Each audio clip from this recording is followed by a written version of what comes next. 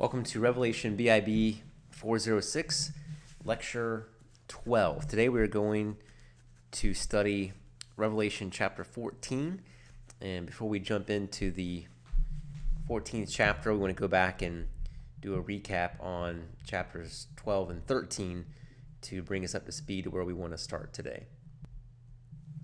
All right, so chapter 12, as a review, we said that first of all, chapters 12 through 14, it's a parenthetical section, so we're not moving forward in our chronology in terms of chronological events until we get to chapter 15. But chapter 12 introduced us to 7 different characters, and it will be important for you to know that there are 7 characters and then who those 7 characters are and what they are represented by in chapter 12.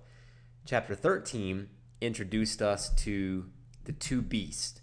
And we had the first beast mentioned in 13:1, and then the second beast mentioned in 13:11. So 2 very important items there. Chapter 12 and chapter 13 be important to know the content of those chapters. So chapter 14 is going to take us back to the throne of God. If you will remember, when John begins to write and record the things that he is observing in chapter 4, we started there in the throne room of God, and now chapter 14 is going to take us back to that throne. Chapters 12 and 13 were more focused on the events occurring on earth, giving us some of that parenthetical information, but chapter 14 is going to transport us back to the throne of God. Let's go to the text of chapter 14 and just start to read through. And I'll make some comment on these verses as we go. Verse 1, John says, I looked, and lo, a lamb stood on the Mount Zion with 144,000, having his father's name written in their foreheads. And I heard a voice from heaven as the voice of many waters, and as the voice of a great thunder. And I heard the voice of harpers harping with their harps. And they sung, as it were, a new song before the throne and before the 4 beasts and the elders, and no man could learn that song but the 144,000 which were redeemed from the earth. These are they which were not defiled with women, for they are virgins. These are they which follow the Lamb whithersoever he goeth. These were redeemed from among men, being the first fruits unto God and to the Lamb. And in their mouth was found no guile, for they are without fault before the throne of God. All right, so Tony Garland writes this. John has shown the first fruits of the redeemed of Israel, an indication of many more Jews yet to come. He has also shown a threefold angelic witness. And that's what begins to start here in verse 6. There are 3 parts of this. First, the final global presentation of the gospel to all men, representing their last opportunity to accept salvation before taking the mark of the beast. Second, the declaration of the certain and imminent destruction of Babylon. And then third, the divine warning concerning the gravity of worshiping the beast and taking his mark. All right, so outside of a preterist viewpoint, a post-millennial viewpoint where you would see Revelation as being all past, any type of a premillennial viewpoint or grid is going to recognize the events happening here in chapter 14 being associated with the tribulation, the Great Tribulation. And so these 144,000 would represent a remnant of Jews who would be taking place during the tribulation, and this would be the first fruits of those redeemed of Israel who would represent those that are going to be saved during this tribulation time frame. All right, the saints that are on earth during this time are under extreme persecution, and that is going to be seen throughout the rest of the chapter here. In verse 6, John says he saw another angel flying in the midst of heaven, having the everlasting gospel to preach unto them that dwell on the earth, to every nation, kindred, tongue, and people, saying with a loud voice, Fear God, give glory to him, the hour of judgment is come, and worship him that made heaven and earth and the sea and the fountains of waters. And there followed another angel, saying, Babylon is fallen, the great city, because she made all nations drink of the wine of the wrath of her fornication. And then you have this third angel we spoke about in that previous slide, who follows, saying with a loud voice, If any man worship the beast in his image and receive his mark in his forehead or in his hand, the same shall drink of the wine of the wrath of God. So God is going to pour out judgment on those who have accepted the mark of the beast. It says, the smoke of their torment ascendeth up forever and ever. Verse 11, those that take the mark. Here is the patience of the saints. Here are they that keep the commandments of God and the faith of Jesus. He heard a voice from heaven saying, Write, blessed are the dead which die in the Lord.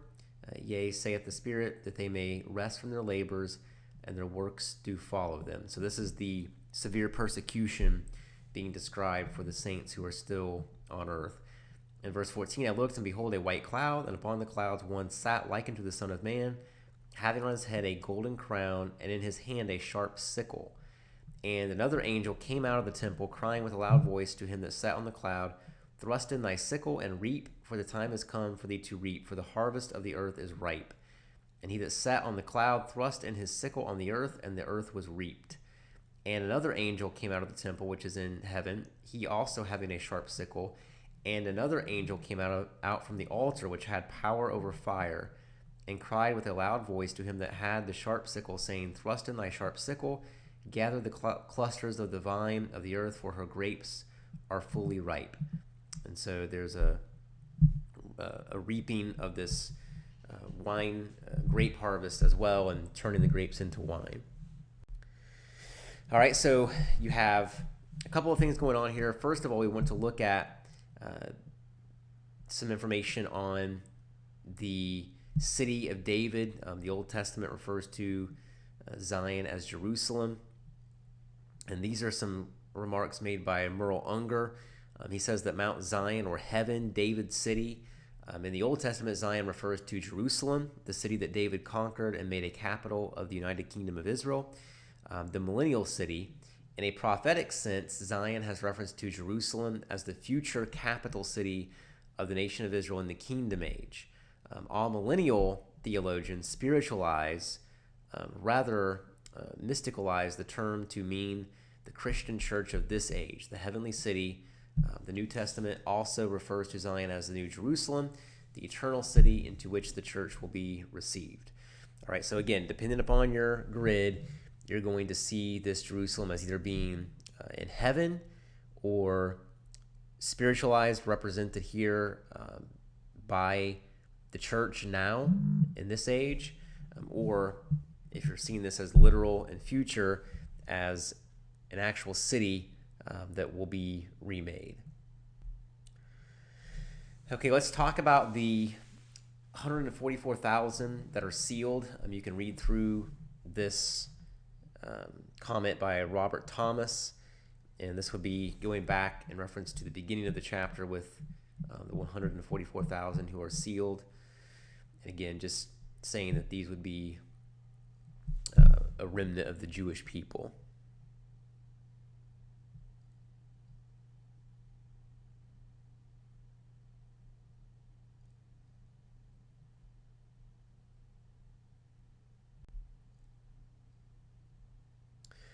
All right, here's another couple of quotes you can read that would help give some explanation for what's going on here in this chapter. So take a few minutes and read through that.